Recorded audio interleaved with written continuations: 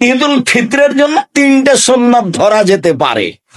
ঈদুল ফিতরের জন্য 3টে সুন্নাত ধরা যেতে পারে। এক, আল মাশি আলাল মুসাল্লা, পায়ে হেঁটে ঈদের মাঠে যাওয়া। যদি এখন সহজ নয়, এক সময় সবার জন্য সহজ ছিল, এখন প্রায় অনেকের জন্যই কঠিন পায়ে হেঁটে ঈদের মাঠে যাওয়া। 2, আকলো কাবলাল খরুজে, বের হওয়ার পূর্বে খাওয়া, মানে ঈদুল ফিতর যা পরে আসছে। 3, আল ইকতেসাল, গোসল।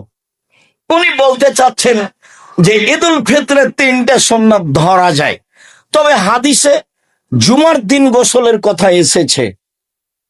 2 ভাবে এসেছে।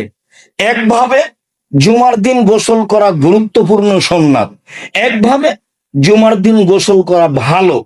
আবার এসেছে মান গাসসালা ওয়াগতাসালা, যে নিজে গোসল করলো, স্ত্রীকে গোসল করালো, মানে পারিবারিক বিষয়টি হওয়ার পরে নিজেরা 2জনই গোসল করলো।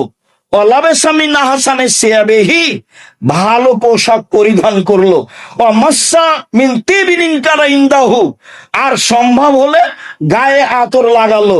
পায়ে হেঁটে মসজিদে গেল, কাউকে কাঁধ ডিঙ্গিয়ে সামনে গেল না, ইমামের খুতবা শুনলো, ইমামের সাথে সলাত আদায় করলো, তাহলে প্রত্যেক পদক্ষেপ সমান হজ এবং উমরার নেকি হবে। বা প্রত্যেক পদক্ষেপ সমান সারা বছর ইবাদত করলে যা নেকি হবে তাই হবে।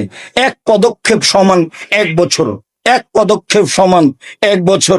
হাদিস সহিহ, এ কথা মুহাম্মদ সাল্লাল্লাহু আলাইহি ওয়াসাল্লাম বলেছেন জুমার দিনের জন্য। জুমার দিনের জন্য এইভাবে এসেছে। তবে ঈদের দিনে গোসল হিসাবে স্পষ্ট বিবরণ আসেনি।